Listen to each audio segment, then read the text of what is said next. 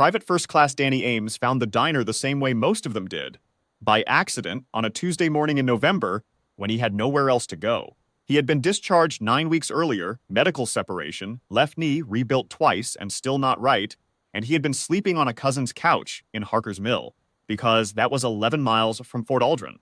And 11 miles felt like a number he could live with. Not too far, not too close. He had driven Route 9 out of habit more than plan. And the sign, hand-lettered on a board nailed to a fence post, Calhoun's black on white, no hours listed, had pulled him off the road before he had consciously decided to stop. The building was a converted farmhouse, 2 windows in front, a porch that had been glassed in sometime in the last decade to add 4 more tables, a bell above the door, inside, a long counter with 8 stools, booths along the wall, a coffee setup that looked older than the building, no music, a chalkboard menu in the back, eggs, toast, coffee, soup on Fridays. She was behind the counter when he walked in. He would not remember his first impression of her as anything extraordinary. Late 20s, maybe early 30s.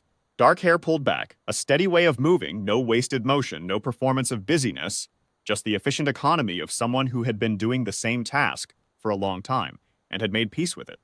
She looked up when the bell rang, met his eyes once, and went back to what she was doing.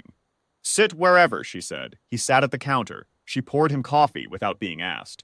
When he looked at the menu board and then at his wallet, she said without turning around, "First time's on the house. House rule." He started to say something. She was already at the other end of the counter. He came back the next morning. And the morning after that, by the second week, he understood the nature of the place. Every man in that diner on any given morning was a veteran, and none of them had come for the eggs. They had come because it was early and quiet, and she didn't ask questions. She remembered how each of them took their coffee. She remembered names. She had a way of setting a plate down in front of a man and saying nothing at all that somehow made him feel less like a stranger. Ames had been in the army long enough to know that was a skill, not a personality trait. The kind of thing you developed when you had been in situations where a wrong word cost something real. He didn't ask about it. She didn't volunteer it. What she did volunteer, 3 weeks in, when she noticed him wrestling with a VA appeals form he had already filled out incorrectly twice, she set down her rag and sat across from him in the booth and walked him through it. She knew the form the way someone knows a piece of equipment they have used under pressure. Not theoretically, not from a pamphlet, but cold. She found 2 documentation errors his discharge counselor had missed. She told him which office to call first, and what to say when they transferred him.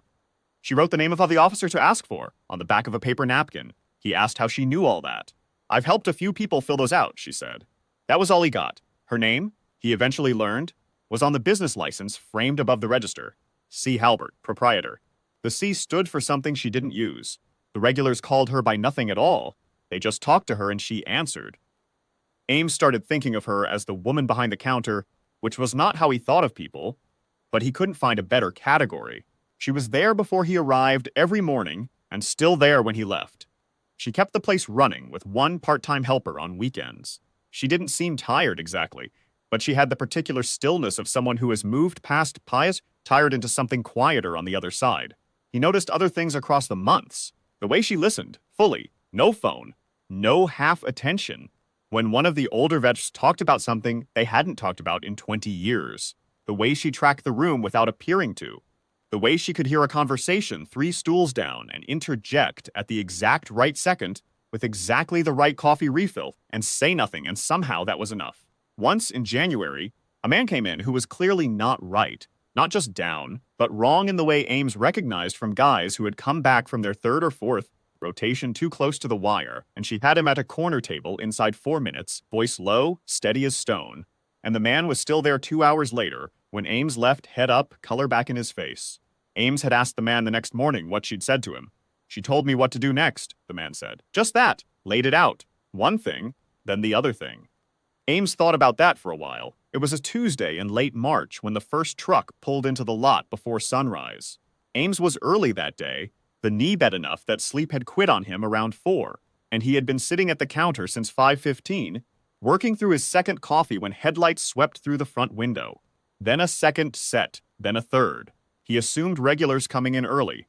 She was standing at the coffee station, and she went still when the headlights came. Not startled still, she had been expecting this. She set the pot down with the careful deliberateness of someone putting a tool away clean after a burp Job, and she turned and looked at the door. Ames looked at the lot through the window. There were 11 vehicles, trucks mostly, a couple of rental sedans, one dark government SUV that did not match the rest. They were parking in a row, not scattered the way a random Tuesday crowd parks, but aligned. Orderly. Men got out. Ames counted. He stopped at 20 and lost track. They were not young, most of them, mid-30s to mid-40s, the lean, unhurried look of men who had maintained themselves past the discharge date because they didn't know how to stop. A few were in civilian clothes. A handful were in service dress. 2 of them were carrying a folded flag, though they made no move to present it, and at the front of the group, standing in the gravel as the pale light started to come up over the tree line east of Route 9, was a man in a general's uniform. He was not from Fort Aldrin. Ames did not recognize him. The general did not come inside. He stood in the parking lot, and he looked at the diner, and then he said something to the man beside him, and the man beside him nodded once and walked to the door and opened it. He stopped in the entrance and looked at her. "Lantern," the man said. One word. Quiet enough that Ames might have missed it if the room had not already been perfectly still. She looked at the man for a 3 count. Something crossed her face that Ames had never seen on it. Not emotion, exactly, but the brief, unguarded recognition of someone who has just heard a name they packed away and were not entirely sure they'd hear again. "You look terrible, Carver," she said. The man named Carver laughed once, low and short, and stepped aside. She came around the counter, the way she always did when she was moving with purpose, and she walked to the door and stepped out onto the porch. Ames got off his stool without deciding to. He stood at the window and watched. The men in the parking lot did not move when she came out. The general straightened.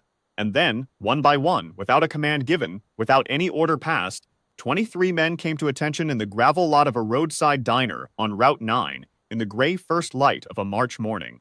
The general opened a document he had been holding folded against his side. Ames couldn't hear all of it from inside. He caught phrases through the glass and the thin walls of the converted farmhouse. Annex Corridor, 2019. Forward guidance element. 14 hours of continuous contact. 3 exfiltration routes denied before the 4th was identified and held. He caught a number. 23 personnel extracted without loss. He caught the designation she had carried. Special Operations Intelligence, Forward Guidance, attached to the 3rd group, and the word sealed record, classification lifted by order of, and the name of a commendation that meant something to the men standing in formation, because at least 4 of them looked at the ground when it was read aloud. She stood on the porch of the diner with her hands at her sides and her eyes level. She did not cry. She did not speak. She let the general read every word. When he finished, he folded the document, and he looked at her, and he said something that Ames could not hear at all. She nodded once. The general came to attention and saluted, and 23 men in a gravel parking lot on a back road saluted with him. She returned it. Steady as the fence posts on either side of the lot, as natural as breathing. Then the general stepped aside, and the first man in the formation broke off and came toward the porch. He was tall, close to 40, the kind of scarring on one forearm that read as old shrapnel damage. He came up the steps and he stopped in front of her, and he said something that was private and low, and Ames was not meant to hear it. She took the man's hand in both of hers and held it for a moment and let go. The man came inside, sat down at the counter, and looked at the menu board. Ames went back to his stool.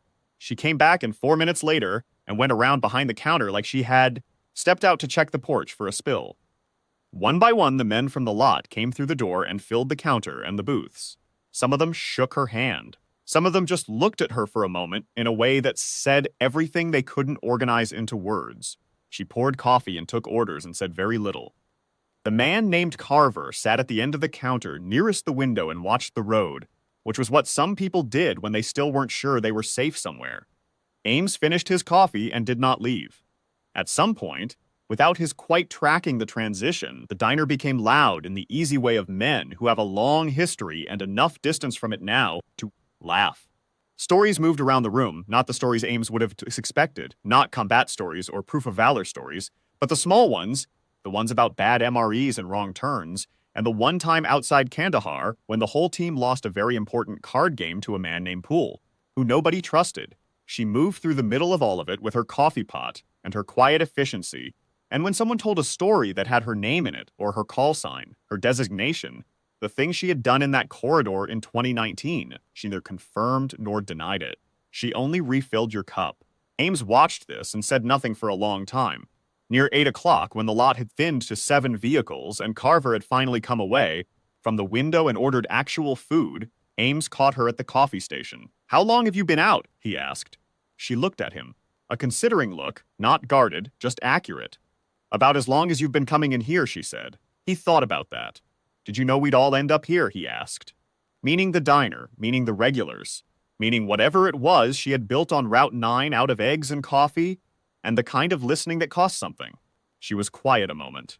Outside, through the front window, the last few trucks were pulling out of the lot, and the general's dark SUV was the only government vehicle left, idling on the gravel. "I knew I had to do something with my morning," she said. She picked up the coffee pot and went back to work. Ames stayed until 11. When he finally left, he stood at his truck for a moment in the lot and looked back at the diner, the hand-lettered sign, the glassed-in porch, the light still on inside. 23 men had driven through the night or caught red-eye flights to stand in this parking lot at first light for a woman who ran a breakfast counter and never asked for a thing. He had been coming here for 4 months, and she had never asked him for anything either. Not his story, not his record, not his worst night.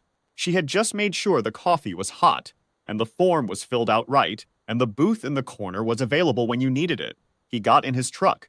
He thought about what the general had read from that document.